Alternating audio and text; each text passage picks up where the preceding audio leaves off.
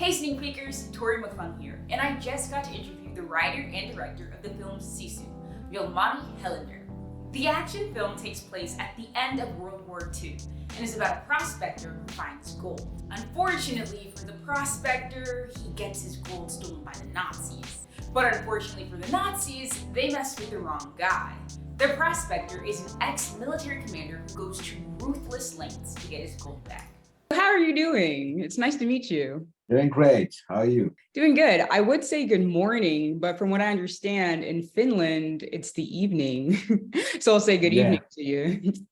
Thank you, and good morning to you. Well, first off, I want to say that I really love the landscape of this film. I haven't gone to Finland, but it just looks so beautiful from everything that you've documented and captured in this film. So I think Finland is definitely going to be on my list of future travel locations, and hopefully I get a chance to go. Yeah, you should. Well, let me get into the questions here. So your film is called Sisu, and there's no direct translation for that word in English. How would you define it in your own words for us? Well, that's why I made the movie, so I don't have to do it. So I just encourage everyone to go to see it, and so they will know what Sisu means. Is there a particular scene in the film where you feel like the main character really personifies what the word means? I think it will happen in the gas station when the Nazis are trying to hang him to death. Okay, that's really exciting. So in a previous interview, you mentioned that First Blood was one of the films that you took inspiration from when making Sisu, but a lot of people have compared the film to the John Wick series. So how do you feel about that? I don't know. I know that there's similarity for John Wick in the basic core of the film, like guy who is really good at fighting with bad guys, basically. So there's that in common, but the action in the movies, I think, totally different than what John Wick has.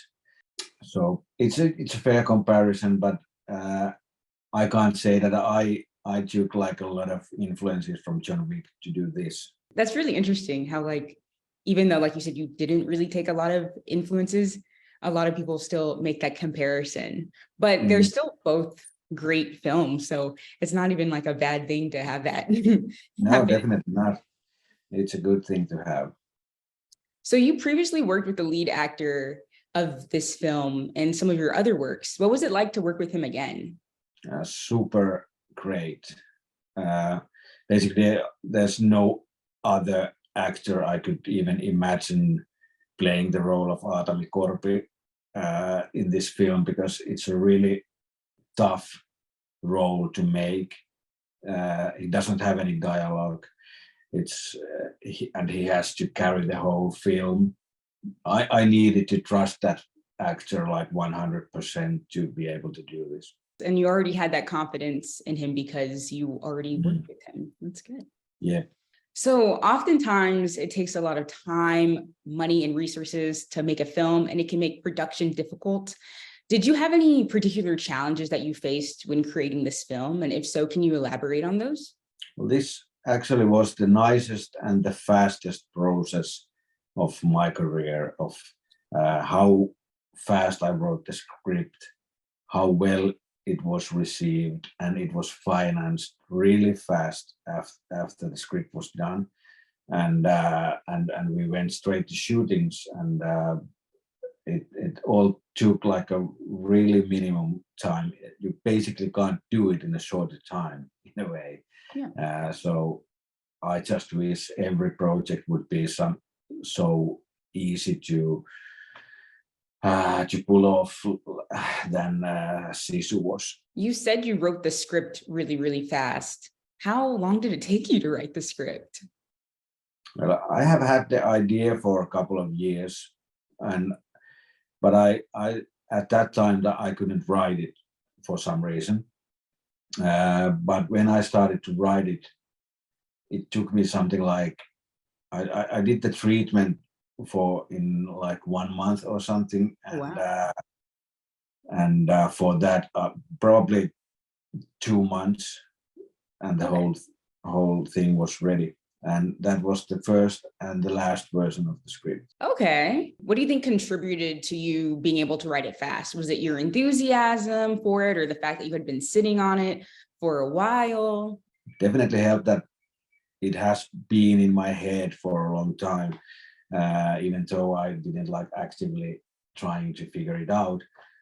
But what really helped was like the darkness of my situation back then, because it was the time with the lockdown and pandemic and all that, and I was pretty sure that I'm not gonna do any movie ever again. So I really got angry, and somehow from that, like Sisu was born. Yeah, that's really interesting. I know that was a really tough time for everyone, but I always applaud those that were able to use it in a way to be creative or just produce something and make something good out of a situation that was very, very difficult. And the film is amazing. So Yeah, something good came from that.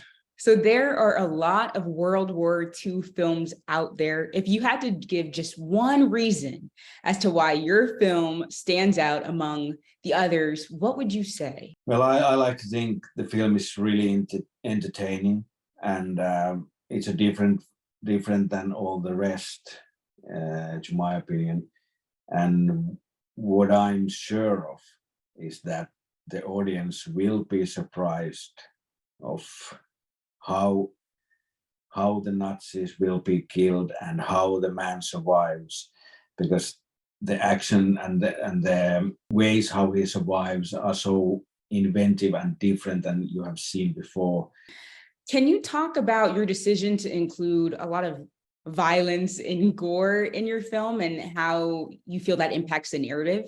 I really wanted to like let out some steam with Sisu, in a way that I wanted to have a freedom of like R-rated film to just do whatever comes to my head. And I really enjoyed it. And I still feel that the violence in this film isn't like disgusting or too dark. I always am trying to find a way to do it in some kind of entertaining or even like funny way, some weird it's a stupid thing to say like that, but many people have come to say to me after seeing this film that they really were amazed that they wanted to laugh in these really like violent situations, and that's what I was aiming for. I'm going to say you got me on the trailer. When I was watching, I was like, oh, this is cool. And that guy gets stabbed in the head. I was not expecting that, but it's really interesting. I think it was well done, even though like its intensity, I think it really, really did further the story and made it exciting. Thank you. What advice would you give to young film students like myself?